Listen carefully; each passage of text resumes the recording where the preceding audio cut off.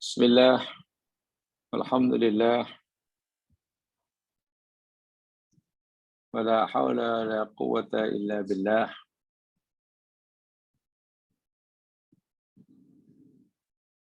Wassalatu wassalamu ala Rasulillah wa ala alihi wa ashabihi wa atba'ihi wa mawalah.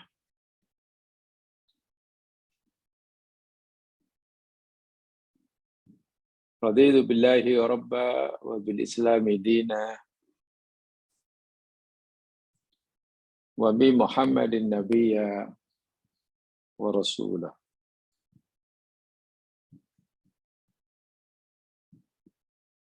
Rabbi shrah li sadri wa yassir li amri wahlul 'uqdatam min lisani yafqahu qawli.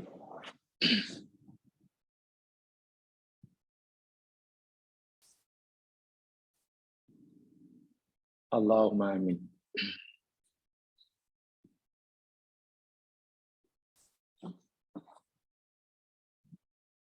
Didoakan mudah-mudahan sentiasa dalam keadaan sehat walafiat,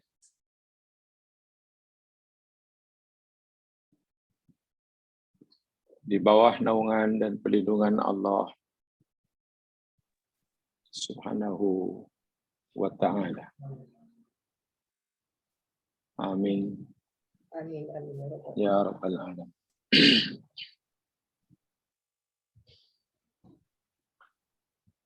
InsyaAllah kita akan teruskan siri tadabbur kita ayat terakhir daripada surah Al-Baqarah.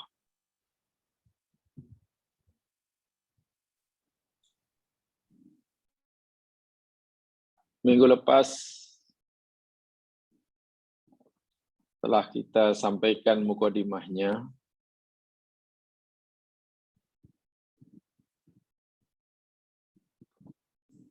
Dan terakhir yang kita bicarakan minggu lepas, yakni berkaitan dengan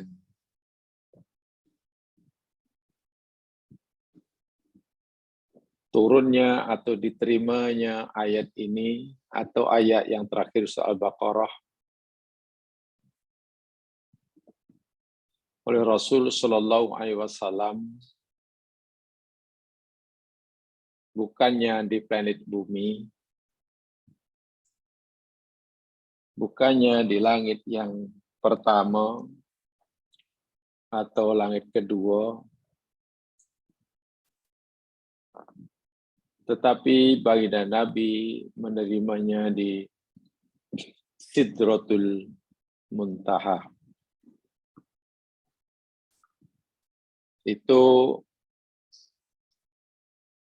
yang kita pelajari minggu lepas.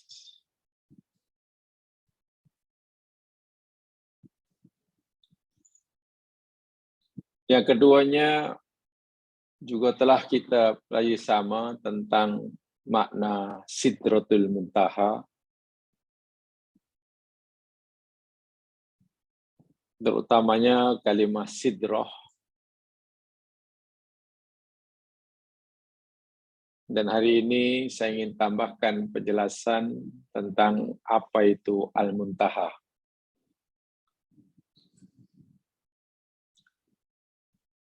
Perlu diimani dan diyakini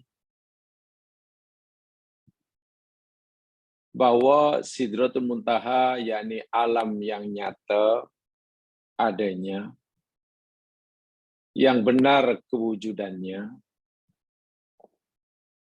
Bahkan di dalam riwayat yang sahih, ia merupakan pokok yang sangat-sangat besar, sangat-sangat rindang, yang tidak terbayangkan berapa besar saiznya.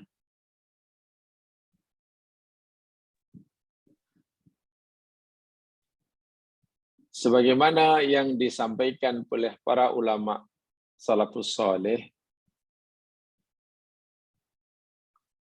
Di bawah pokok itulah dahulu baginda Nabi SAW berhenti.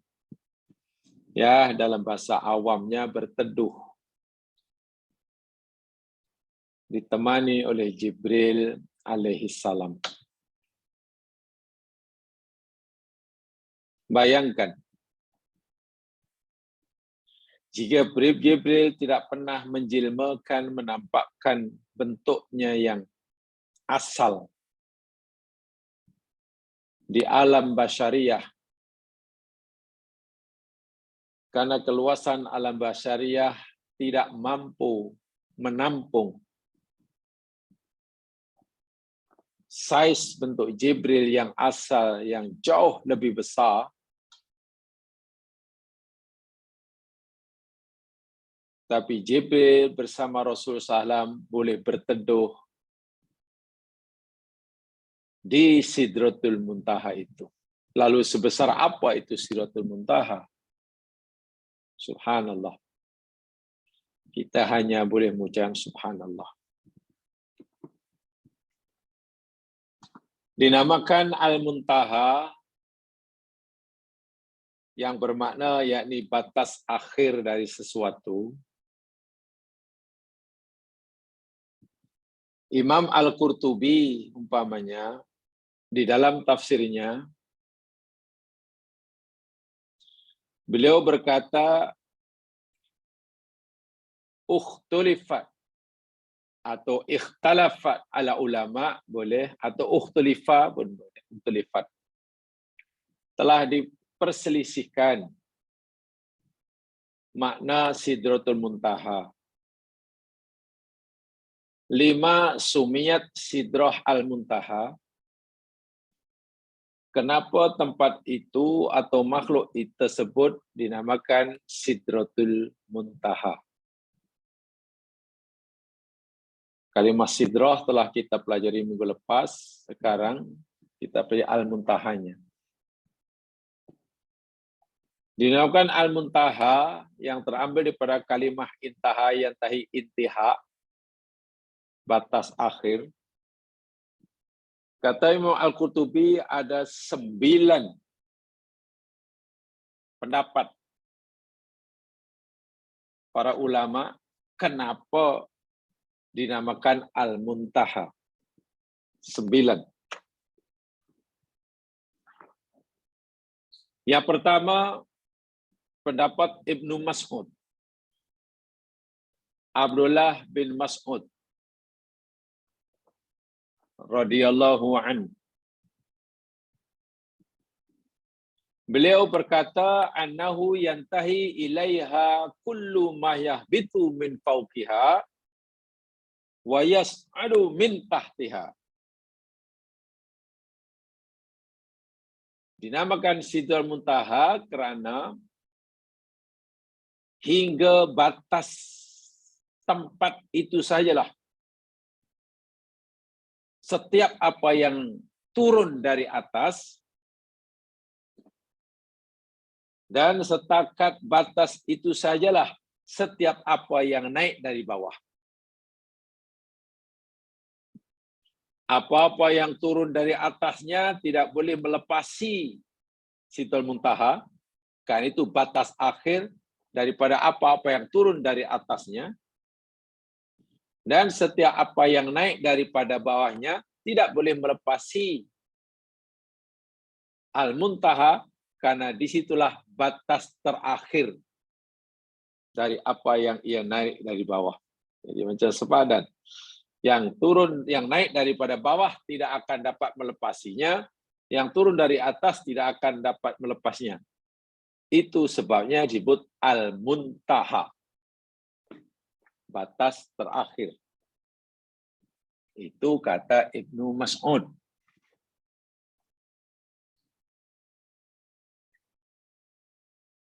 Kata yang lain pula, yakni Abdullah bin Abbas radhiyallahu anhuma,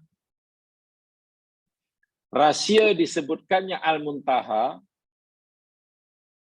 annahu yantahi ilmul anbiya ilaiha wa ya'zuhu ilmuhum amma wara'aha.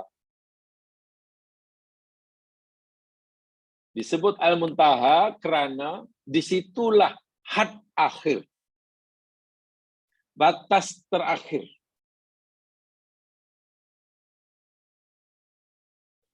Ilmu para nabi.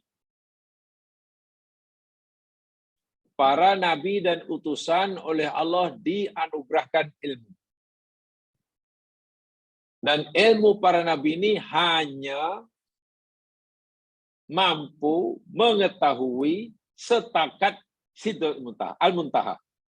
Apa yang ada di sebalik Sidratul Muntaha, Al-Muntaha, nabi dan para rasul tidak diberi pengetahuan oleh Allah. Ilmunya hanya setakat dapat memahami hingga Sidratul Muntaha. Ma wara'ahu, apa yang ada di sebaliknya, ilmu nabi tidak dapat mengetahuinya. Itu kata Ibnu Mas'ud. Yang ketiga, dinamakan Al-Muntaha karena anak a'mal tantahi ilaiha wa tuqbat minha. Disebut Al-Muntaha karena di tempat itulah semua amalan oleh Allah ditahan. Berhenti di situ dan ditahan. Tidak ada yang mampu melepasinya. Jadi muntaha, batas akhir tertahannya semua amalan. Dan tidak ada yang dapat melepasinya. Itu kata Ad-Dhahhak. Pendapat Ad-Dhahhak. Yang keempat, dinamakan muntaha lintiha'il malaikah wal anbiya ilaiha wa wuqufuhum indaha. Dinamakan Al-Muntaha karena di tempat itulah berakhirnya perjalanan dan pengembaraan para malaikat dan para nabi. Malaikat makhluk langit boleh naik ke makom yang lebih tinggi, maksimum di tempat yang bernama Muntaha.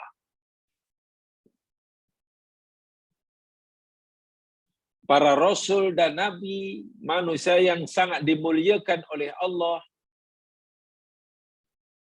boleh naik ke makom yang tinggi, had maksimumnya berada di tempat yang disebut Al-Muntaha.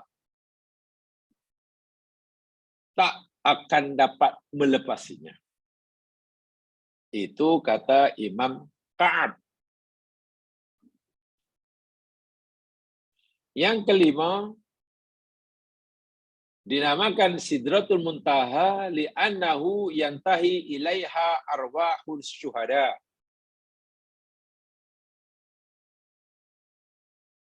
Karena disitulah berakhirnya perjalanan.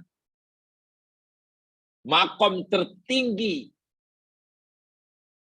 yang dapat dicapai oleh ruh para syuhada.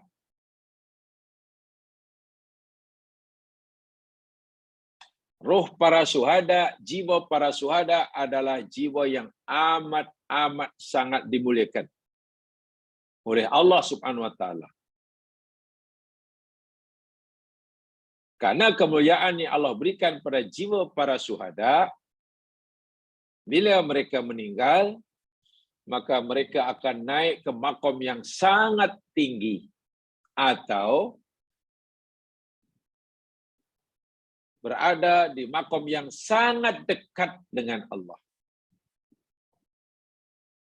Tapi setinggi apapun yang dicapai oleh ruh dan jiwa syuhada, sedekat apapun karamah yang didapati oleh para syuhada, paling tinggi, paling jauh, paling dekat. Ia hanya sampai Sidratul Muntaha. Sebab itu dipanggil Muntaha, had akhir. Itu kata Ar-Rabi bin Anas. Yang keenam,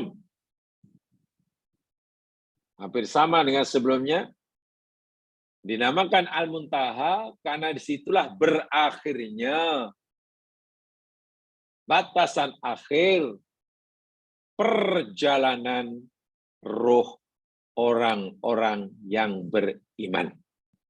Bukan hanya ruhus syuhada, roh dan jiwa orang yang beriman dinaikkan oleh Allah ke makom yang sangat tinggi hingga sampai ke batasan kemuncaknya, namanya muntaha. Itu kata Imam Qatadah.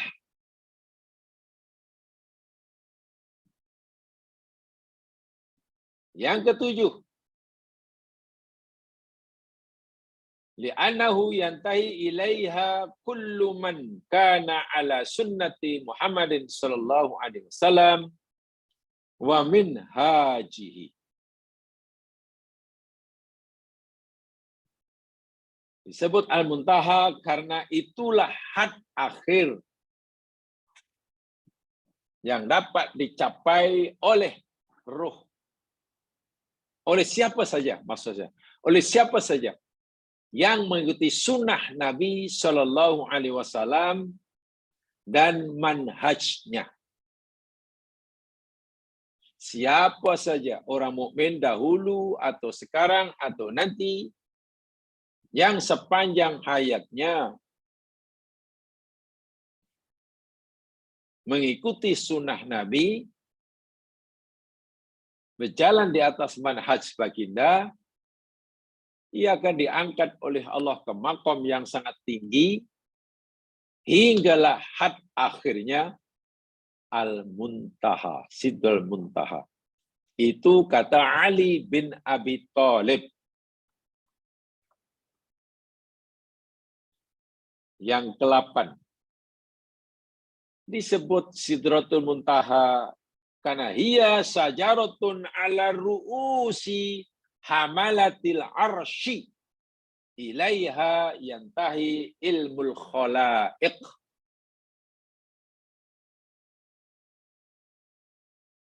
Dinamakan Sidratul Muntaha karena ianya merupakan pokok yang berada di atas kepala malaikat pemikul arasy Allah. Masya Allah. Arasy Allah ini dijaga oleh para malaikat. Makhluk terbesar ciptaan Allah namanya arasy Allah. Arsyul Azim. Ada malaikat yang ditugas oleh Allah untuk menjaganya, atau kalau dalam bahasa apanya, memikulnya. Hamalatul arsy. Malaikat pemikul arasy. Quran kata ada 8 malaikat. Nah, di atas kepala para malaikat penjaga arasy itulah tempatnya Sidratul Muntaha.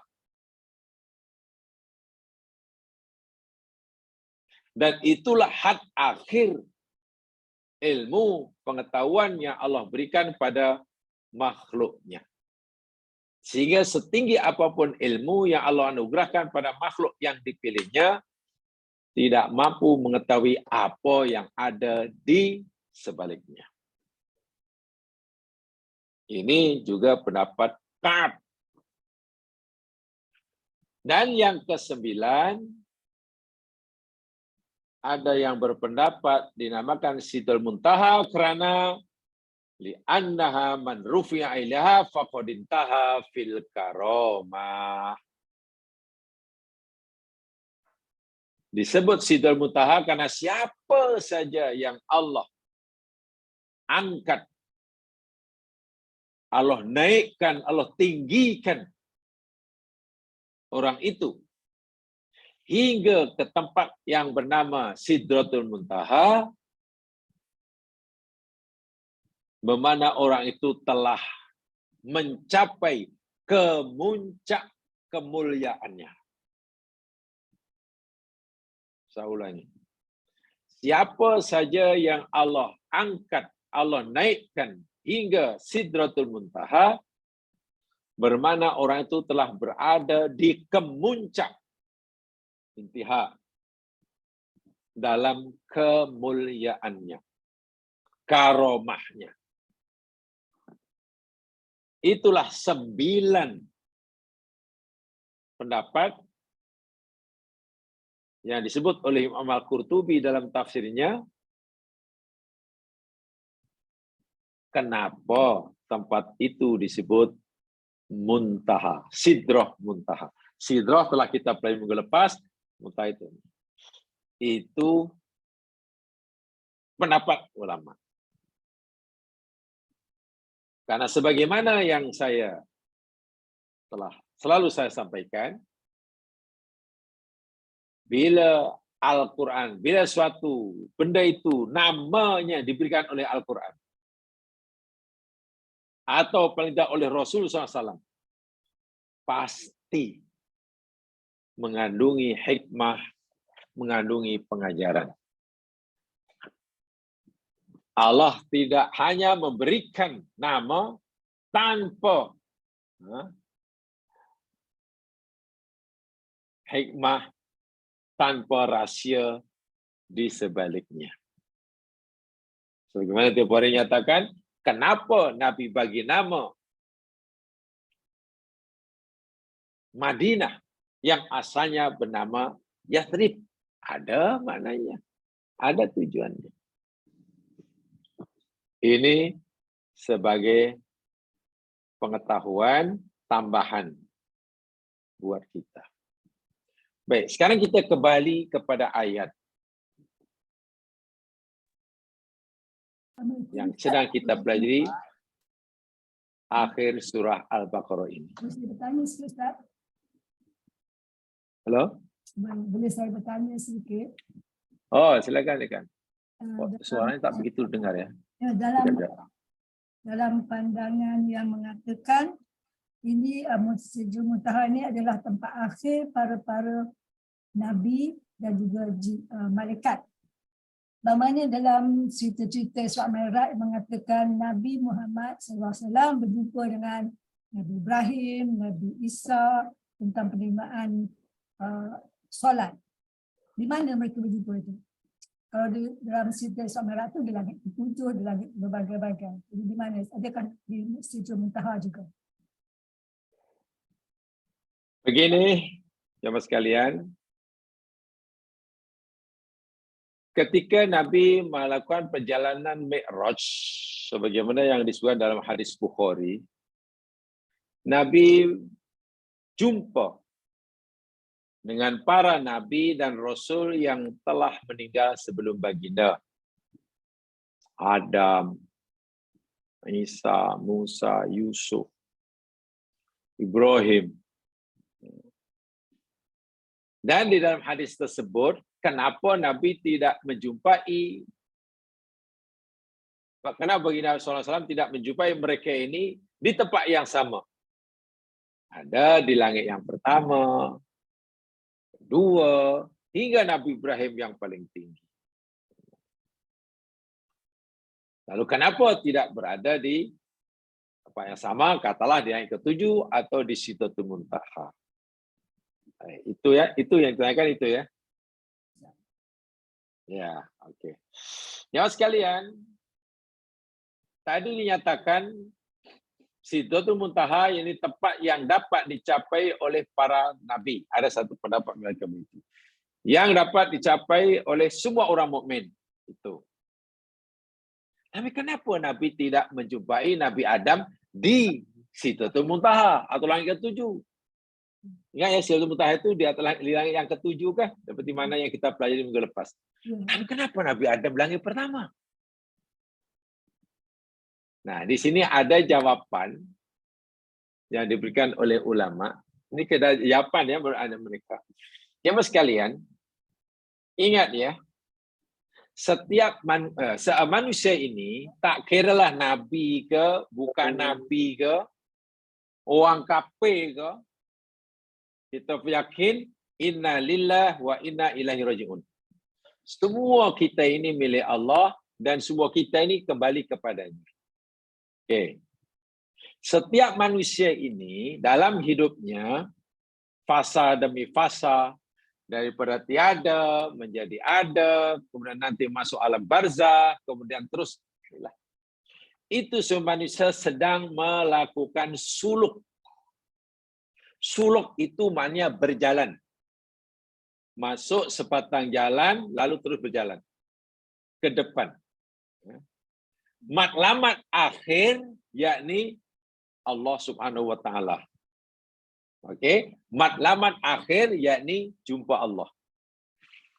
Sama ada nanti jumpa Allah di hadapan itu dekat dengan Allah sehingga Allah terima kemudian masuk surga, atau ketika jumpa Allah dia masih jauh dan Allah tolak kemudian dihubungkan dalam neraka, itu cerita lain. Tapi rupa-rupanya ini apa yang saya pelajari ya. Mungkin ada jawaban yang lain. Rupa-rupanya perjalanan ruh atau perjalanan jiwa lebih tepatnya, ketika jiwa itu manusia, perjalanan jiwa dan ruh manusia dan menuju Allah rupanya tidak sama kelajuannya. Dalam bahasa mudah, tidak sama kelajuannya. Kita sekarang hidup di dunia, betul? Ada nabi, di dunia ada nabi, ada sahabat, dahululah. Nabi ada, sahabat pun ada, orang soleh ada, orang munafik ada, orang kafir ada. Semasa di dunia pun jamaah sekalian, perjalanan manusia semasa di dunia itu kepada Allah pun tidak sama laju. Ada yang sangat laju perjalanan menuju Allah. Contohnya para nabi. Contohnya para sahabat. Sehingga mudahnya, jika katakanlah di satu tempat itu, kata masa zaman Nabi ya, di masjid katalah, di situ ada Nabi, di situ ada sahabat, di situ ada orang soleh, di situ ada orang munafik, katalah. Tak jauh daripada itu ada Yahudi, walaupun mereka ini berada di tempat yang sama, di masa yang sama, sama-sama hari Isnin, umpamanya pagi hari, tapi mereka makamnya kan tak sama dengan di sisi Allah SWT. Ada yang sudah sangat hampir dengan Allah, walaupun masih di dunia. Nabi sudah hampir lah. Sahabat lebih hampir daripada sekadar orang soleh. Orang soleh lebih dekat dengan orang munafik. Kan begitu kan? Jadi tidak sama perjalanan manusia menuju Allah itu tidak sama laju. Baik, itu boleh difahami setakat itu? Di dunia. Nah, demikian juga rupanya bila orang itu mati, ingat ya, bila orang mati masuk alam barzah, itu bukan stesen terakhir. Manusia akan terus melakukan perjalanan menuju Allah Subhanahu wa Ta'ala. Perjalanan orang mukmin ketika masuk alam barzah untuk menuju Allah Subhanahu wa Ta'ala, dengan perjalanan orang munafik, bila dah mati menuju Allah, tidak sama laju. Orang mukmin laju, orang munafik lambat. Orang kafir lagilah tersekat-sekat. Dan rupa-rupanya, jangankan kita, para nabi pun rupanya, roh dan jiwa nabi dalam perjalanannya menuju Allah Subhanahu wa Ta'ala ketika masuk alam barzah tidak sama. Kalau dari segi logik, Nabi Adam itu lebih dahulu meninggal berbanding Nabi Ibrahim. Betul? Betul kan? Tapi kenapa Nabi Ibrahim ketika Nabi Mi'raj, Nabi yang sudah dijumpai Nabi di langit yang ke-6, yang ke-7, puncak. Nabi Adam baru langit pertama. Ini rupanya perjalanan, ini apa yang saya tahu setakat hari ini ya. Mungkin ada yang lain, saya tidak tahu. Tapi setakat yang satu hingga saat ini, perjalanan para nabi pun rupanya tidak sama. Sepatutnya Nabi Adam yang meninggal lebih dahulu, berarti lebih ke depan. Kenapa Ibrahim lebih ke depan? Rupa Nabi Ibrahim sudah mendapat gelar Khalilullah. Ingat, Nabi ini gelarnya Khalilullah. Walaupun dia bukan orang pertama mati, bukan Nabi pertama meninggal, tapi punya sangat laju. Walaupun kesemua itu kekasih-kekasih Allah. Dan batas terakhir yang akan dicapai oleh semua para nabi, muntaha lah. Akhirnya muntaha, semua masuk surga. Tapi perjalanannya menuju Allah tidak sama pantas. Sehingga mereka ditemui oleh Rasul semasa Mi'raj tidak berada di tempat yang sama. Kesimpulannya, jika para Rasul dan Nabi pun perjalanan menuju Allah tak sama laju, bahasa mudahnya, ya apalagi kita. Jadi laju atau tidaknya, cepat atau tidaknya, ya bergantunglah kepada pribadi, kualiti, jiwa orang tersebut. Makin dekat orang itu dengan Allah semasa di dunia, maka makin lajulah perjalanannya. Nabi Ibrahim semasa di dunia sudah mendapat gelaran Khalilullah. Khalilullah itu, Khalil itu daripada kalimah khullah, yakni tingkat cinta tertinggi. Cinta pada Allah itu ada 10 tingkatan. 10 ke 9. Ya 10 kalau tidak salah. Kata Ibnu Qayyim. 10 tingkatan. Tingkatan cinta tertinggi kepada Allah namanya khullah. Khullah. Orang yang sudah mencapai tingkat cinta khullah namanya khalil. Dan khullah itu maknanya cinta di mana orang antara hamba manusia dengan Allah sudah tidak ada lagi sempadan, sudah tidak ada lagi pemisah, sudah tidak lagi penghalang. Nabi Ibrahim, cinta Ibrahim dengan Allah sudah tidak ada penghalang. Dengan kelahiran Ismail, Ibrahim sudah mencintai Ismail. Ya. Walaupun Ibrahim masih mencintai Allah, tapi pada masa sama dia juga mencintai Ismail sebagai ayah. Allah suruh Ibrahim, sembelih anakmu, korbankan anakmu. Lalu Ibrahim korbankan anaknya. Bermakna cinta Ibrahim kepada Allah sudah tidak ada lagi yang menghalanginya. Sehingga Nabi Ibrahim mencapai cinta khullah, mendapat gelaran Khalil. Di dunia pun Ibrahim sudah sangat dekat dengan Allah. Sebab itu begitu masuk alam barzah, di mana jasad sudah lagi tidak mengikutinya, jiwa dan nyawanya tidak lagi dipengaruhi oleh jasad kasarnya, maka perjalanannya lebih laju. Itu sebabnya. Itu rahasianya. Boleh dipahami? Boleh, Ustaz. Terima kasih. Maknanya perjalanan roh dan jiwa semasa hidup bersambung di dalam alam barzakh. Bersambung maksudnya? Maksudnya roh yang diambil oleh Allah itu terus naik mengikut amal ibadat dan sebagainya. Adakah di masa kita mati perjalanan roh dan jiwa kita berhenti? Perjalanan manusia ya, itu baru akan berhenti dan tak akan lagi disuruh terus berjalan terus menganukan pengembaraannya bila orang itu sama ada sudah duduk di surga kekal atau sudah duduk di neraka kekal, baru berhenti. Sebelum sampai di sana terus. Sebab itu Nabi bersabda, al-qabru awwalu manazilil akhirah. Kubur itu stesen yang pertama daripada stesen-stesen yang ada di akhirat. Baru stesen pertama. Ada kedua, ketiga. Orang mukmin para nabi laju. Sementara orang kafir, jangankan nak melepasi manzil-manzil buruknya. Langit pertama pun tak dibukakan. Allahu Akbar wa lillahil hamd. Gitu kan? Orang kafir dalam perjalanan menuju Allah, jangankan langit kedua, ketiga, tujuh, semutaha. Langit pertama pun pintu tak dibuka. Sehingga kedudukan orang kafir ini di dunia ke, di alam barzah ke, nanti di akhirat, ketika jumpa Allah, masih sangat jauh. Jumpa Allah, tapi masih sangat jauh. Sehingga ia ditempatkan di tempat yang sangat jauh daripada rahmat Allah. Atau ditempatkan di satu tempat yang di situ tidak ada rahmat Allah. Namanya neraka. Sementara orang mukmin akan ditempatkan di tempat yang di situ penuh dengan rahmat Allah. Yang menunjukkan kedekatannya dengan Allah. Bahkan diizin oleh Allah untuk melihat Allah sesuai dengan cara yang sesuai bagi Allah Subhanahu wa taala. Namanya surga. Betul ya?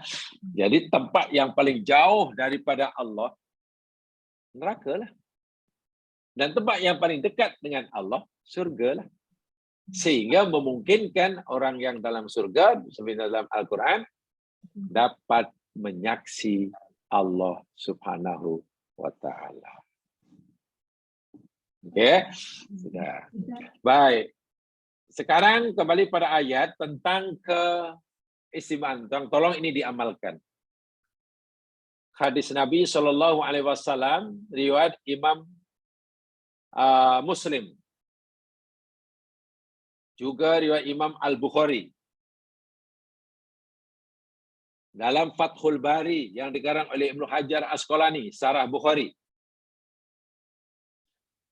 Dalam Syarah Muslim yang dikarang oleh Imam An-Nawawi.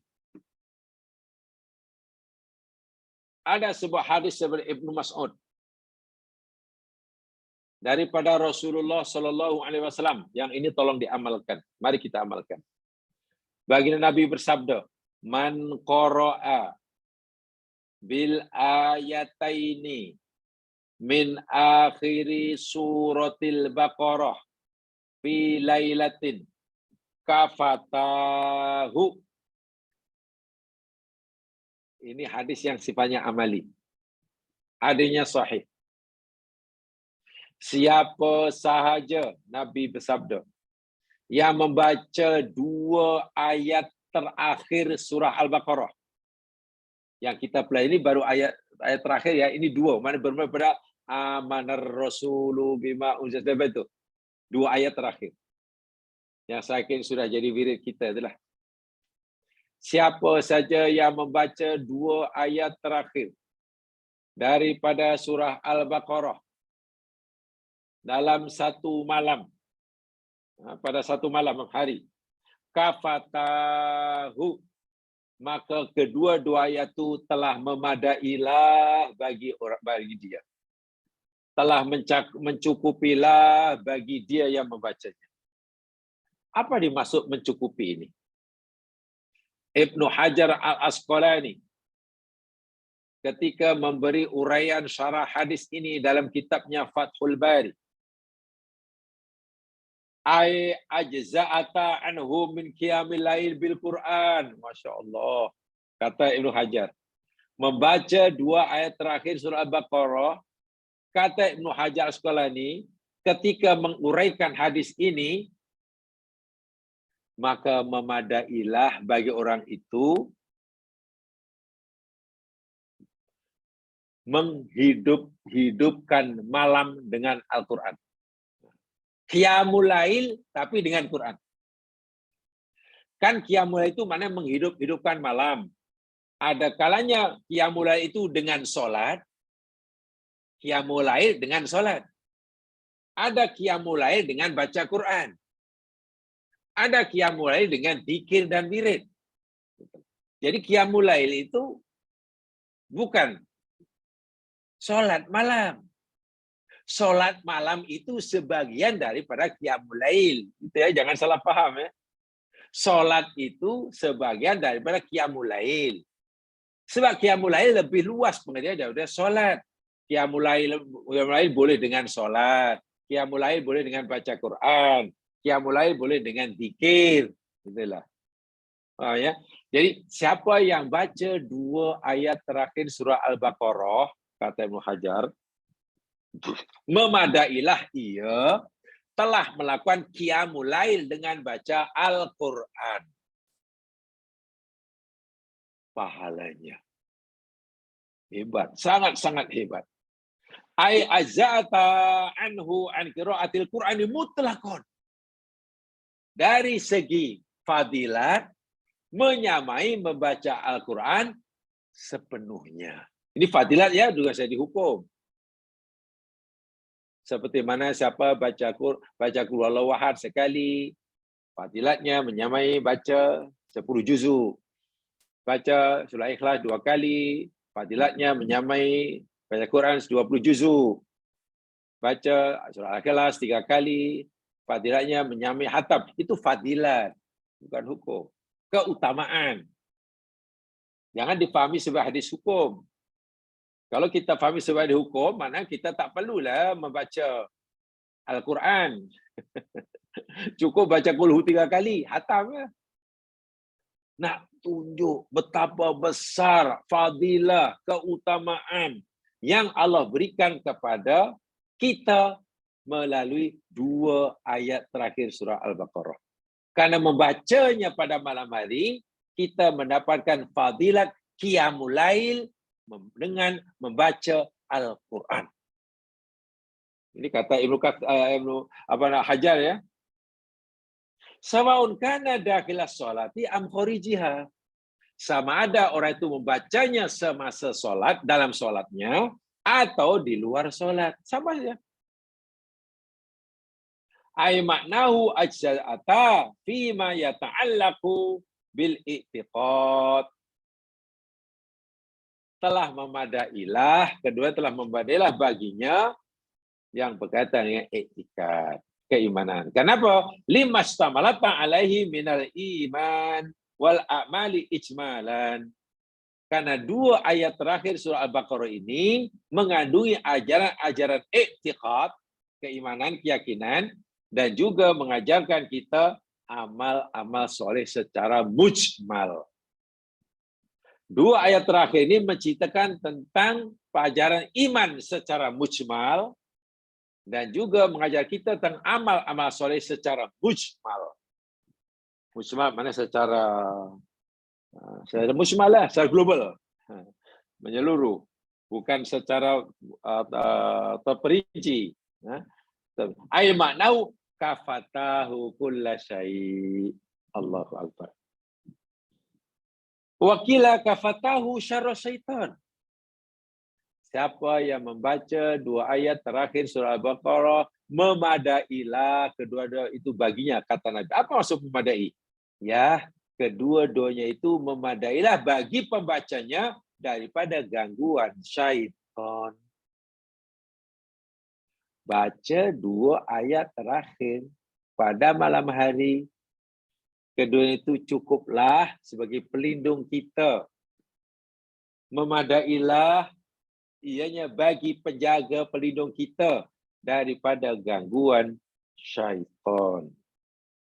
Ai min syarril jinni wal insi, daripada kejahatan manusia dan kejahatan jin. Allahu akbar. Dan banyak lagi fadilatnya. Yang pasti hadis sahih riwayat Muslim dan Bukhari ini tentang 2 ayat terakhir surah Al-Baqarah menyebabkan kita tidak boleh punya alasan untuk tidak membacanya khasnya malam hari. Itu kesimpulannya. Berdasarkan hadis Muslim dan Bukhari dan Muslim dan uraian daripada Ibnu Hajar Asqalani juga oleh Imam An-Nawawi dalam Syarah Muslimnya, memberitahu kita yang kita tidak boleh ada alasan untuk tidak membacanya. Itu saja kesimpulannya. Alasannya tak sempatlah, sibuklah, mengantuk. Tak. Tak ada alasan untuk tidak membaca pada malam hari. Sebab Ibnu An-Nawawi bahkan kata, kafatahu min qiyamil lail. seperti mana Ibnu Hajar tadi. Cukup menyamai ibadah qiyamul lail dengan baca Quran.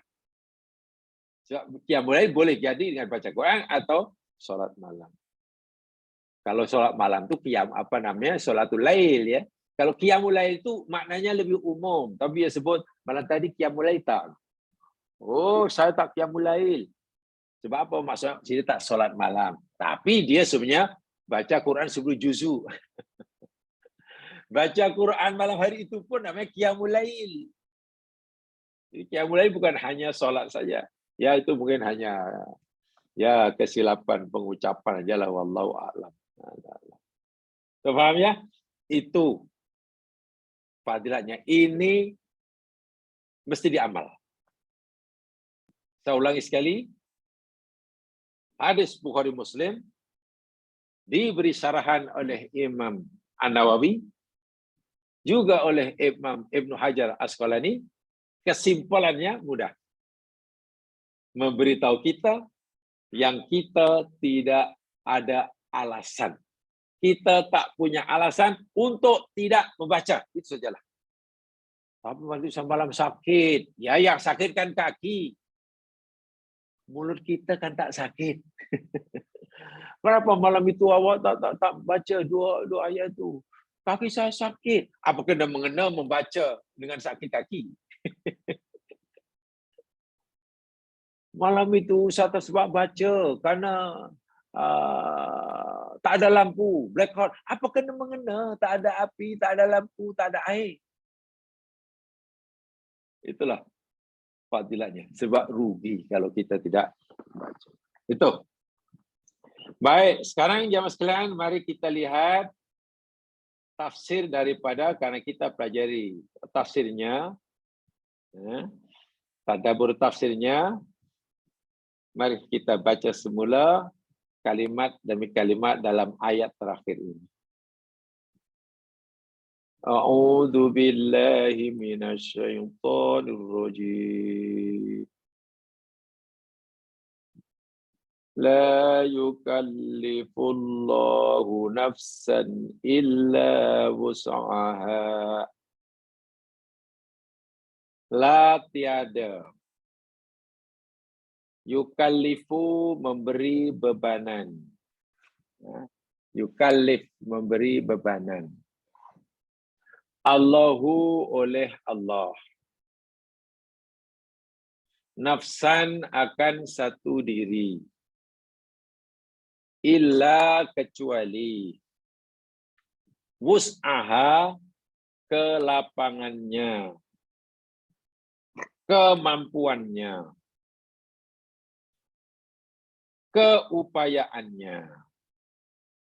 Sekarang mari kita lihat, kita cuba dalami apa makna ayat ini. La yukallifullahu nafsan illa wus'aha.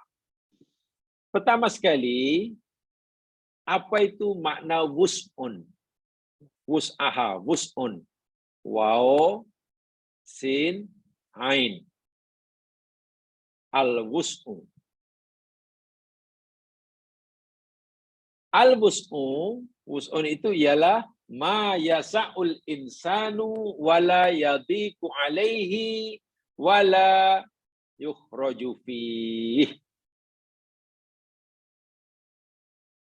Wus'un itu yakni apa sahaja, sama ada ucapan atau terutamanya perbuatan, nah itulah yang kita ada keupayaan melakukannya dan tidak merasa berat melakukannya. Apa saja ucapan atau perbuatan, sama ada yang Allah suruh untuk kita buat, atau apa saja yang Allah larang untuk kita tinggal, yang kita mampu melakukannya tanpa ada rasa susah, berat, sempit, terduduk, tak ada. Itu namanya wus'un. Allah suruh kita sholat, kemudian sholat pula Allah suruh kita berdiri. Kita pula mampu berdiri. Maknanya kita sholat dengan berdiri tanpa ada rasa berat, tanpa susah. Kemampuan kita berdiri karena Allah suruh kita berdiri tanpa ada rasa berat, susah, sakit, itu namanya wus'un. Tetapi bila Allah suruh kita sholat sambil berdiri, kita mau sholat, tapi kita tak mampu berdiri. Atau kalau kita berdiri pun terpaksa memaksa diri untuk berdiri. Bukan mampu sangat berdiri, memaksa diri untuk kita berdiri. Sehingga terhoyong-hayang atau sakit. Itu mana kita tak ada wus'un. Itulah. Bila kita tak ada wus'un, Allah kata, wahai hambaku, aku tak suruh kamu untuk melakukan perintahku di luar kemampuanmu. Kalau aku suruh kamu sholat berdiri, bila kamu rasa mampu berdiri, berdirilah. Tapi bila kamu merasa tak mampu berdiri atau susah nak berdiri, berat berdiri, ya tak payah berdirilah. Itu maksud la yukallifullahu nafsan illa wus'aha. Sebab itu tempoh hari saya katakan, siapa orang yang sholatnya mesti berdiri, siapa orang yang sholatnya boleh sambil duduk, itu yang tahu yang empunya diri. Bukan orang lain. Orang yang sakit, katalah, menghadapi masalah bila berdiri, umpamanya, rasa berat, dia tidak perlu tanya kepada kita, Cik, atau Kak, Pak Haji ke Mak Haji, saya nak tanyalah, orang macam saya ini, boleh tak solat sambil duduk, umpamanya. Lalu kita tanya, macam mana Cik solat sambil duduk? Sebab saya nak berdiri susah lah. Kalau saya berdiri, walaupun boleh berdiri kak, macam nak terjatuh. Kepala berpusing-pusing. Oh iya ke? Yang satu pula, saya boleh berdiri, tapi terpaksa macam memaksa diri. Memaksa diri menahan sakit di lutut. Lalu kita ini mungkin orang yang merasa tegas dalam agama. Lalu kita, ya kita mesti berdiri. Awak mesti berdiri, walaupun pusing-pusing. Sebab nanti kalau anda berdiri berpusing-pusing kepala, kemudian jatuh, kemudian mati, matinya mulia. Karena mati ketika solat. Mungkin jawaban kita karena kita merasa orang yang prihatin. Solat jangan main-main. Karena awak mampu berdiri, walaupun masih berdiri itu pusing, kepala pusing, macam tumbang, abaikan itu. Sebab kalau anda berdiri masa solat, dan Allah suruh anda berdiri masa solat, pusing-pusing pula terjatuh, dan katalah mengenai ajalnya, tak masalah. Kematian anda mati yang baik, karena mati sedang solat. Mungkin ada yang jawab begitu. Iyalah. Tumbang semasa solat yang menyebabkan kematian. Kan mulia. Jangan melihat dari aspek itu. Ayat ini tidak mengajar kita melihat dari aspek ini. Ayat ini mengajar kita dari sudut, aku kata Allah tak paksa kamu melakukan perbuatan yang kamu tak ada keupayaan. Anda mau berdiri, boleh ya Allah, tapi pusing-pusing madarat. Jangan berdirilah. Itu kata Allah. Jangan kita kata, ya Allah sana berdiri juga. Sebab kalau anda berdiri, kami tumbang, mati, syahid. Macam mana? Inilah jemaah sekalian. Sedangkan, dan ini bahaya ya. Ingat tak dahulu jemaah sekalian. Ketika COVID-19. Ketika dulu diserang corona itu lah. Masjid ditutup berbulan-bulan, bahkan bertahun. Jangankan solat sunat, solat fardu pun tak ada di masjid, solat Jum'ah pun tutup. Ada tak? Kadang-kadang dulu ada suara-suara yang nampaknya sangat Islamik, berpegang teguh pada ajaran Islam. Kita mesti berdiri ke masjid juga. Jum'ah, lelaki ini wajib. Sholat jamaah itu. Bayangkan kalau satu kampung tak ada jamaah. Sekian hari, Allah akan turunkan laknat. Tapi Tuhan, ini corona tak diberikan. Corona itu makhluk Tuhan. Coronavirus itu bukan Tuhan. Kita juga ciptaan Allah. Kenapa kita sholat? Kenapa tak takut Allah? Kenapa takut corona? Oh. Kita kenapa gimana? Ramai-ramai juga untuk sembahyang Jumat. Tarawih kena juga. Ini karena kita takut Allah, bukan takut corona. Bahkan tuan-tuan jangan khawatir. Kalau dengan kita tetap sholat beramai-ramai, Jumat beramai-ramai, tarawih beramai-ramai, kemudian kita mati di masjid, matinya syahid.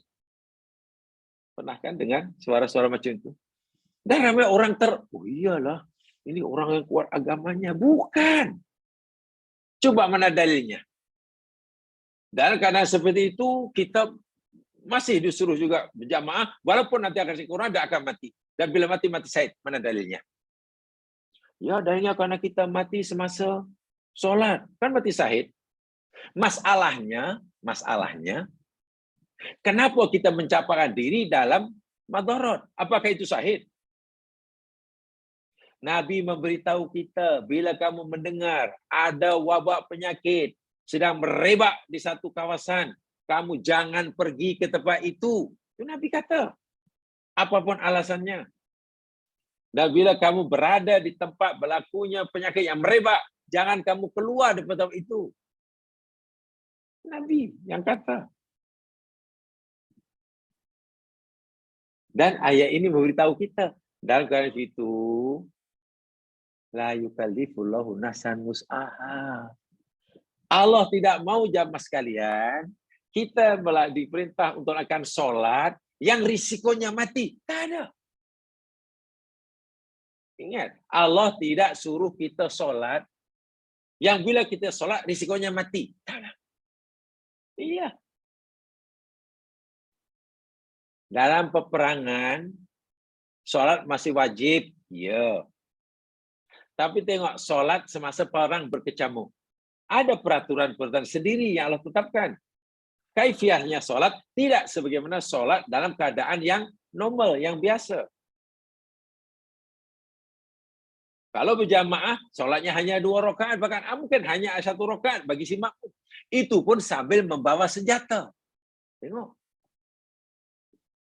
Dan bila orang sudah berkecamuk, sholatnya boleh tidak menghadap kiblat. Bayangkan. Menghadap musuh. Kata kalau kita menghadap kiblat, musuh kita di belakang. Tak boleh. Solatnya mesti menghadap musuh. Maknanya apa? Masa solat pun kita mesti berjaga-jaga. Kita mesti berjaga-jaga. Sehingga Quran kata, bawa senjata kamu. Tetap menghadap musuh. Maknanya tidak boleh. Tak apalah, kita solat itu mesti kerana Allah. Mati pun matilah. Tak boleh. Itulah, jadi kadang pendapat-pendapat yang nampaknya berbau agama, tapi bila tidak mengambil kira ayat-ayat seperti ini, la yukallifullahu nafsan illa wus'aha, tidak memperhatikan hadis Nabi, bila berlaku wabak penyakit, kamu jangan pergi tempat itu. Akhirnya tadi kan dulu ada yang degil juga, pergi juga ke masjid. Kalau mati syahid, dari mana kita tahu? Mencampakkan diri dalam kebinasaan, mencampakkan diri ke dalam satu tempat atau suasana yang kemungkinan besar kita akan mati, itu bukan mati syahid. Bahkan Quran kata, la tulqu bi aidikum bila tahluka. Paham ya? Jadi apa saja perintah Allah yang bila kita melakukannya, kita sendiri yang merasa berat, susah, memadaratkan diri. Allah kata, jangan lakukan dahulu.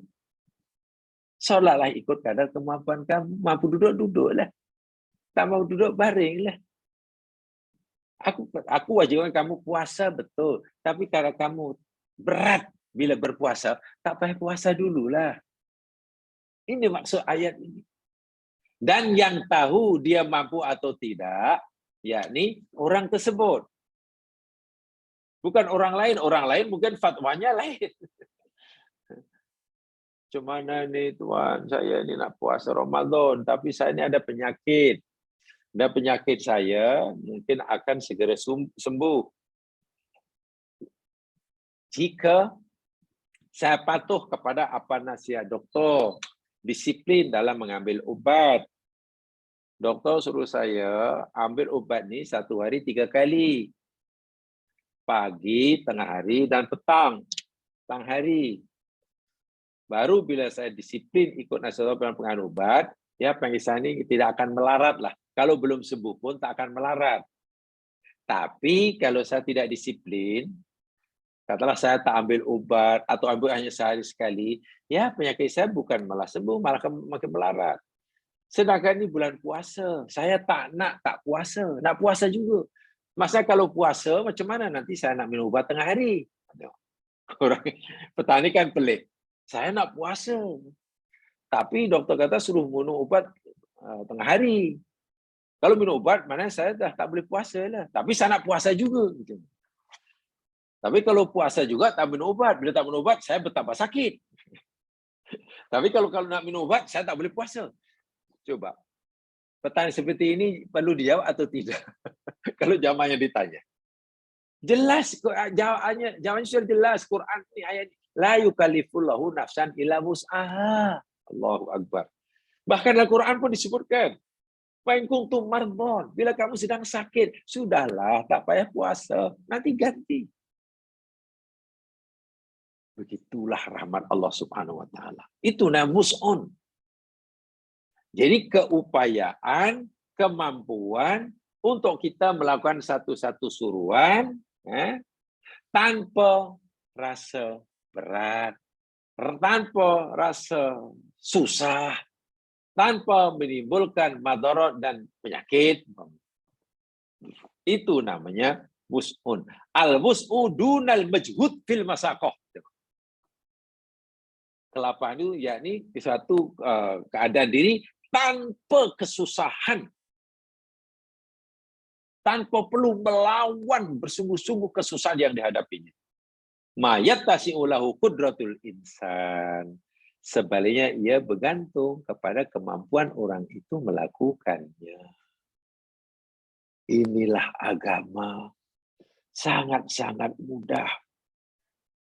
Dan dalil bahwasanya Allah tidak akan memberi bebanan kepada hambanya untuk melakukan apa-apa suruhannya, kecuali ikut kadar kemampuannya, itu bukan daya ayat ini saja yang sekalian. Yang Allah kehendaki daripada kita hambanya dalam melakukan beribadah kepadanya ini kemudahan. Tolong dicatat itu. Apa yang Allah maukan daripada hambanya dalam beribadah menyembah kepadanya itu yakni kemudahan, bukan kesusahan. Keringanan, bukan sesuatu yang memberatkan. Jelas sekali itu. Lihat ayatnya yang pertama. Coba jamaah lihat, masih dalam surah Al-Baqarah ya. Surah Al-Baqarah ayat 185 yang pertama. Ayat sebelumnya. Dalam ayat ini Allah kata la yukallifullahu nafsan illa wus'aha. Allah tidak akan memberikan bebanan kepada diri melainkan ikut mengikuti kadar kemampuannya. Dan tengok ayat sebelumnya, ayat 185. Ya, ayat ini kan ayat 286. Tengok ayat sebelumnya 185. 185 itu ayat sebelum 286.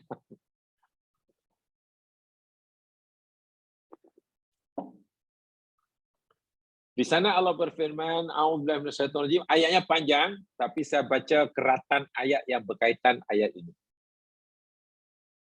Yuridullahu bikumul yusr Wala yuridu bikumul usr. Allahu Akbar. Inilah agama kita. Yuridullahu bikumul yusr. Allah menghendaki kemudahan bagi kamu. Wala yuridu bikumul usr. Dan Allah tidak menghendaki kesusahan pada diri kamu. Jadi apa yang Allah maukan daripada kita dalam beribadah kita kepadanya itu kemudahan, yusrun, bukan kesusahan. Jelas kan? Ayat-ayat ini bila kita fahami dengan betul ya mas sekalian, salah difahami dengan betul ya, tidak ada alasan bagi seseorang untuk tidak menyembah Allah. Ya. Tidak ada alasan bagi seseorang muslim untuk tidak lakukan perintah Allah. Untuk tidak meninggalkan larangannya. Pasal apa? Karena tak ada kesusahan. Bila nak buat suruhan Allah itu kita menghadapi kesusahan, Allah kata, ya buatlah ikut yang sekadar yang kamu mampu. Tengok. Jadi apa alasannya? Sebab itulah, bila orang disuruh oleh Allah melakukan suatu buatan, lalu dia tak buat, yang haknya tidak ada alasan untuk tidak buat, karena bila tak buat 10, hanya mampu 8, boleh buat 8 saja. Tak mampu buat 8, hanya buat 6, boleh buat 6 saja. Tak mampu buat 6, hanya buat 3, buat 3 saja. Mana tak ada alasan untuk tidak buat. Karena Allah suruh buat ikut kemampuan kita. Bila orang tak buat apa yang Allah suruh, kalau itu alasannya satu aja. Alasannya bukan pasal tak mampu, bukan tak sempat, bukan tak itu, bukan tak kuasa, bukan tak. Alasannya satu. Tak nak. Itu alasan dia. Coba renung betul-betul. Pasti puncanya satu. Tak nak. Bukan kesusahan. Bukan kerugian. Bukan apa. Tak nak. Dan tak nak itu letaknya di otak bagian depan. Tak nak. Kenapa awak tak puasa? Awak sakit? Tak ada sakit. Ataukah mungkin awak ni musafir? Tak ada lah. Mana ada musafir? Saya tak musafir. Atau mungkin awak sedang uzur juga? Tidak, saya tidak uzur.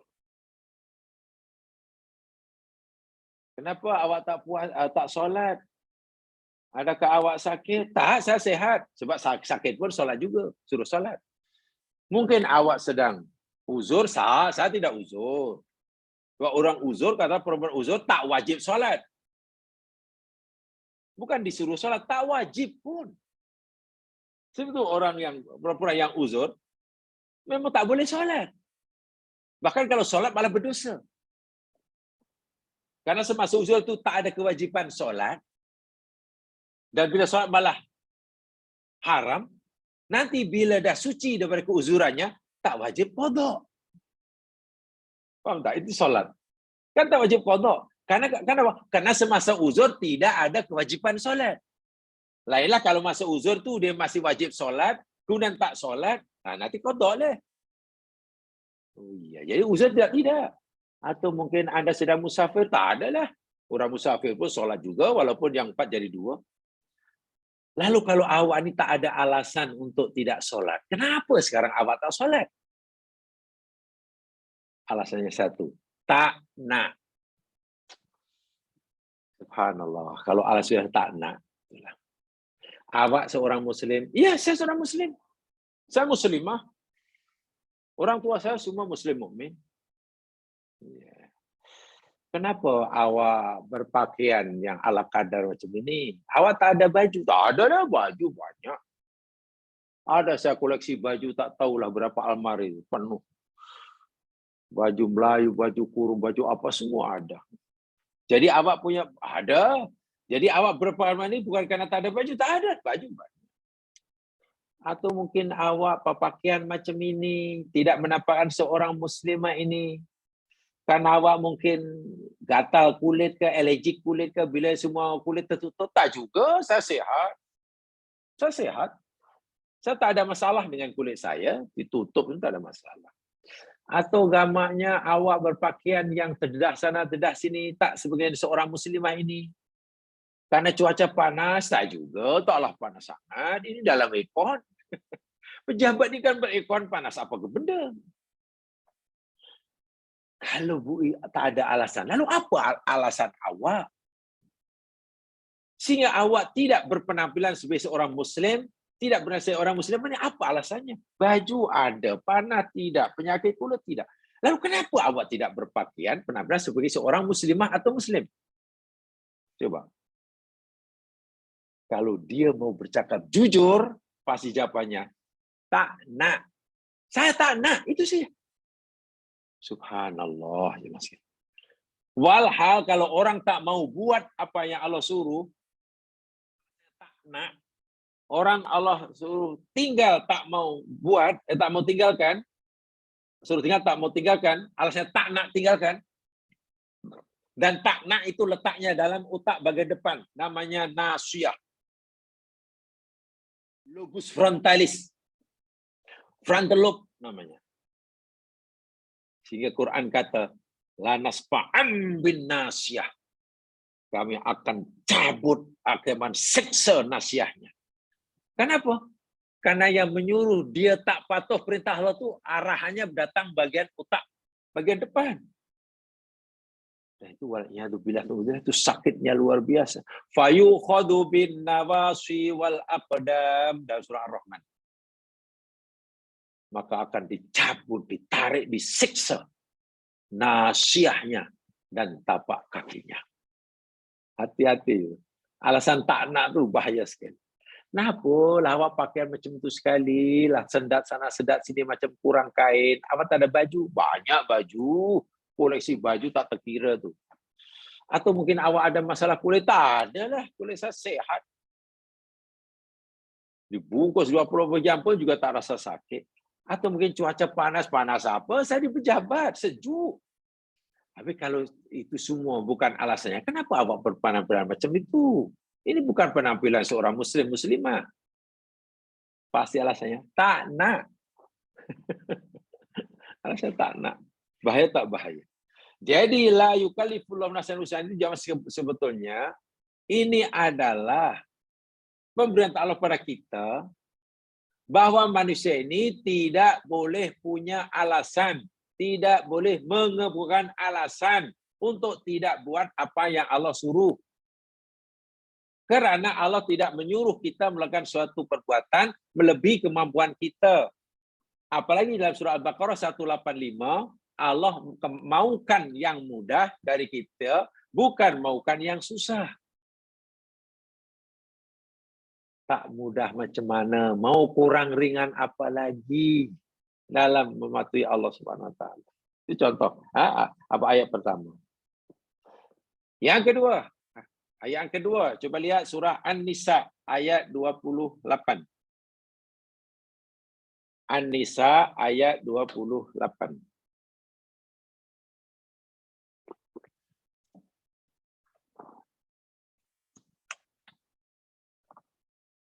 Di dalam surah An-Nisa ayat 28,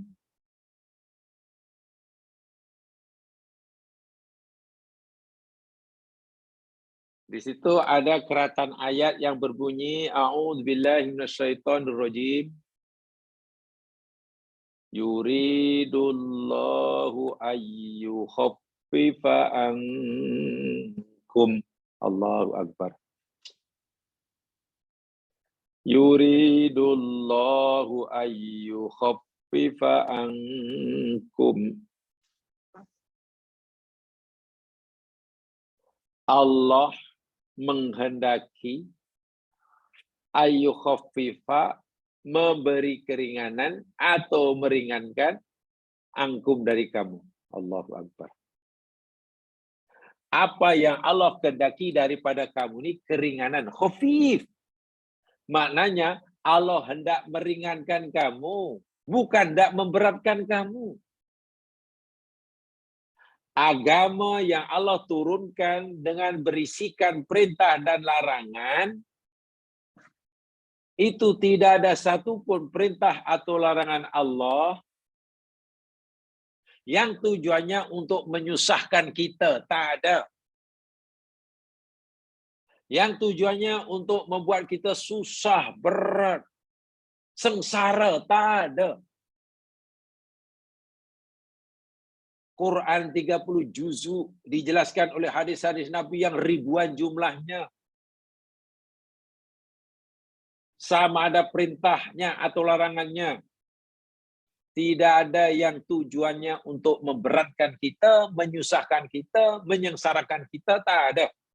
Tujuannya meringankan, menyenangkan, membahagiakan, menguntungkan. Contohnya ini. Allah menghendaki, Allah hendak meringankan kamu, bukan memberatkan. Jadi bila Allah menghendaki yang ringan, kemudian kita disuruh Allah tak buat, apa alasannya? Seakan Allah kata, kalaulah kamu merasa berat, buat apa yang aku suruh. Sedangkan aku ini tidak memberatkan kamu, aku memberi keringanan, lalu apa alasan kamu tak buat? Sedangkan itu ringan. Aku bagi kamu kemampuan. Allahu Akbar. Jamaah sekalian, coba lihat surah Toha. Coba lihat surah Toha, ayat yang pertama. Ayat yang kedua lah. Surah Toha, ayat yang kedua. Ayat pertama Toha kan? Toha. Ayat kedua, ma anzalna alaikal qur'ana litashqa. Tidaklah kami turunkan Al-Quran itu ke atasmu, wahai Muhammad, litashqa, supaya kamu celaka. Tak ada. Kami, kata Allah, turunkan Al-Quran ini tujuannya bukan supaya kamu susah, bukan supaya kamu ini celaka, bukan supaya kamu ini berat, menderita, tak ada. Sehingga kalau perintah Al-Quran, perintah Nabi, kita sampai pada orang lain perintahnya, lalu orang itu sangat-sangat berat, merasa berat karena penjelasan kita, ya boleh jadi penjelasan kita tentang perintah Allah, perintah Nabi itu yang tidak tepat. Karena orang Allah beratnya lah agama ni. Begitu kau Ustaz, iya. Berat sungguh lah. Tak mampu, usaha kami tak mampu. Macam tu. Mana boleh tak mampu? Barangkali lah kalau orang begitu. Orang itu ikhlas. Artinya ikhlas, ingin bakti pada Allah. Tapi merasa berat nak melakukan perintah Allah. Berdasarkan penjelasan uraian kita kepadanya. Boleh jadi jamaah sekalian, uraian kita itu yang mungkin silap. Bukan ayat Qur'annya yang salah, bukan hadisnya yang salah. Mungkin pemahaman kita tentang hadis, tentang ayat itu yang kurang betul, sehingga orang yang mendengar, yang ingin melaksanakan suruh agama, terasa begitu sempit, sesak, susahnya, taklah mampu lah macam ini, berat sangat macam ini. Nah, mungkin. Atau mungkin orang itu juga yang belum terbiasa melakukan perintah Allah. Ini satu di antara rahasia kenapa Nabi disuruh berdakwah 13 tahun di Makkah. Perkara yang ditekankan oleh Nabi dalam dakwahnya selama 13 tahun menekankan dalam masalah iman, akidah, tujuan hidup, akhirat, kiamat. Itu ditekankan. selama 13 tahun. Iman, percaya, sabar, iman, percaya, akhirat, mati. Bila itu sudah mantap keimanannya pada Allah, keyakinan pada Allah sudah mantap, cintanya pada Allah sudah mantap, rasa kehambaannya sudah sangat mantap, pindah ke Madinah, barulah turun sikit-sikit ayat-ayat perintah ibadah. Perintah puasa, perintah haji, perintah zakat, perintah berperang, Allahu Akbar. Peraturan dalam rumah tangga, bersuami istri, warisan itu dijelaskan sedetail-detailnya. Period Madinah. Sehingga orang Madinah, orang Madinah waktu senang sekali melakukan hukum Islam, maklumlah imannya pada Allah sudah sangat kuat. Sangat kuat. Sebab itu kalau iman yang belum kuat, tiba-tiba kita suruh dan itu buat suruhan Allah begini-begini, ya larilah. Itu dakwah yang wajib kita utamakan terlebih dahulu kepada orang yang belum Muslim, yakni la ilaha illallah Muhammad Rasulullah. Itu wajib kita sampaikan dahulu. Pengajaran yang wajib kita berikan prioriti kepada anak-anak Muslim. Karena Muslim pengetahuannya masih lemah kan. Masalah keimanan. Masalah keimanan. Bila iman sudah kuat, nanti perintah Allah itu mudah dilakukan. Karena Allah mudah. Tapi kalau iman belum kuat, ya perintah jangankan yang berat-berat. Suruh nak makan baca bismillah pun beratnya luar biasa karena imannya belum kuat.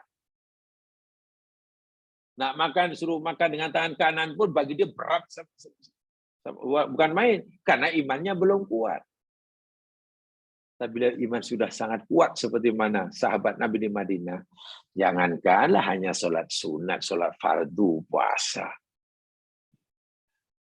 Marah ke medan perang, dah tak khawatir nanti hidup atau mati, dah tak.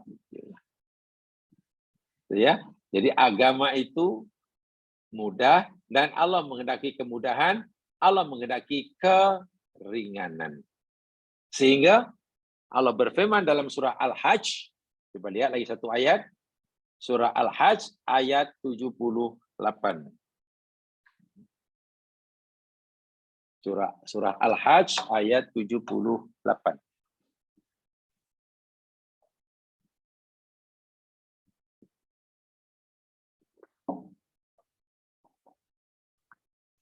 A'udzu billahi minasyaitonir rajim. Wa ma ja'ala 'alaikum fid-dini min haraj. Wa ma ja'ala 'alaikum fid-dini min haraj. Dan tidaklah Allah menjadikan atas kamu dalam agama ini harajun, kesempitan, kesusahan sedikit pun. Allahu Akbar. Allah tidak menjadikan kesusahan, kesempitan sedikit pun dalam agama ini. Sangat-sangat nyata dan jelas. Sangat nyata. Selari dengan la yukallifullahu nafsan illa wus'aha. Dan ini selari dengan sabda Nabi dalam Sahih Bukhari daripada Abi Hurairah. Baginda bersabda, innad dina yusrun. Sesungguhnya agama itu mudah. Walai yushaddad dina ahadun illa ghalabah. Dan tidaklah ada seorang pun yang mempersulit agama, menyusah-nyusahkan dalam agama, melainkan dia pasti akan dikalahkan. Pasti akan dikalahkan oleh yang disulitkan. Katalah orang memaksa diri untuk berdiri dalam sholat, sedang dia tak mampu sholat, pasti suatu hari akan kalah. Pasti akan, tak boleh lah. Dia sih akan kalah. Orang yang begitu ingin mengetatkan dalam pengamalan syariat, atau mesti begini, ini mesti begini, rigid sekali. Suatu saat pasti akan dikalahkan. Dia sendiri tak larat nak melakukannya. Kan agama yang mudah, jangan disusah-susahkan. Tapi juga jangan dimudah-mudahkan, begitulah. Sebabnya fasad didu, ya berlaku lurus sajalah, buat lurus saja. Waqaribu, ya saling mendekatkanlah kepada Allah, takor pada Allah. Wa abshiru, berilah kabar gembira. Berdakwah, sampaikan berita-berita yang menyeronokkan, yang membuat hati orang itu berbunga-bunga. Dakwah yang isinya memberi harapan, menimbulkan sikap optimistik. Wasta'inu bil ghadwati rauhah basaiminal duljah. Dan mintalah pertolongan kepada Allah ketika kamu berangkat untuk bepergian di pagi hari, atau kamu ketika bertolak selepas tengah hari, atau kamu bertolak pada malam hari. Nah, ke perjalanan jauh, pagi ke, tengah hari ke, petang ke, malam, subhanahu wa ta'ala. Sudah jelas ya mas sekalian, ini kaidah pertama. Bahwa hukum Islam, syariat Islam, ciri khas yang pertama, adamul haraj. Tidak ada kesusahan, tidak ada yang berat. Yang lain hanya mudah, senang, ringan. Dalam arti kata, karena Allah tidak memberikan bebanan perintah kepada siapapun daripada hambanya, melainkan sekadar mengikut kemampuan yang ada pada diri hamba tersebut.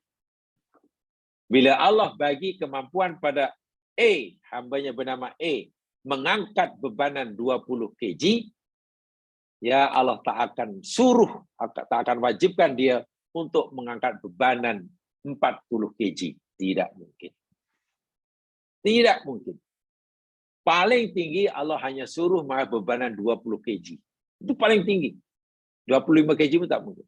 Bahkan Allah seringkali menyuruh tadi hanya mengangkat bebanan 10 kg saja. Iya. Kemampuan yang Allah berikan mengangkat 20, tapi Allah wajibkan angkatlah 10 kg aja lah. Masih ada baki kekuatan. Contoh, sehari semalam 24 jam, betul? Allah hanya wajibkan kita solat 5 waktu sehari semalam. Ya, 5 waktu. Katakanlah kali 5 waktu itu hanya makan, kalau terus solat 5 waktu rakaat 200 itu katalah setengah jam atau paling lama 1 jam, maknanya kan masih ada 23 jam. Allah hanya suruh kita sholat selama 1 jam sehari semalam untuk sholat. Waktu yang Allah berikan kita 24 jam. Tengok. Maknanya kita masih punya banyak waktu. Mungkin kita, ya Allah ya Tuhanku, Engkau suruh kami sholat. Dan kalau kami sholat paling lama pun 1 jam saja, 5 kali itu. Kenapa Engkau bagi waktu sampai 24 jam? Kami masih punya waktu banyak ya Allah. Allah kata tidak, tak apalah. Buat aja lah yang 5 itu saja. Aku tak mau kamu susah. Itu yang wajib. Tapi kalau kamu nak juga buatlah yang sunat. Tapi aku tak wajibkan. Kamu buat sukarela. Buat yang sunat. Yang sunat sila buat. Tapi sukarela saja. Aku tak wajibkan. Tengok. Kita sebenarnya fizikal kita mampu berpuasa lebih 1 bulan dalam 1 tahun. Ya. Tapi kenapa Allah hanya suruh wajibkan kita puasa 1 bulan saja? Maknanya perintah Allah kepada kita ini sebenarnya masih di bawah kemampuan kita, bukan di atas kemampuan kita. Allah wajibkan pada hambanya yang mampu haji sekali seumur hidup. Sangat ramai hamba-hamba Allah yang mampu pergi haji setiap tahun. Setiap tahun mampu pergi haji. Tapi kenapa Allah hanya wajibkan sekali aja? Allah kata, sudahlah, aku suruh kamu buat yang masih di bawah kemampuan kamu lah. Sekali cukup lah. Tapi kalau kamu nak pergi lagi sekali, tak apa, sila. Tapi sunat saja. Masya Allah. Zakat 2.5% setahun. Ya Allah, kenapa engkau wajibkan kami zakat sikit sangat? Hamba mampu zakat 50% ya Allah satu tahun, kenapa? Tak apalah, aku wajibkan yang ringan-ringan sajalah, 2.5% jadilah. Tapi kalau kamu nak bagi lebih, silalah. Tapi tak wajib, sukarela. Namanya sunat. Itulah agama. Yang poinnya, saya maksudkan, bermakna kita tidak ada alasan untuk tidak mau buat. Itulah maksudnya.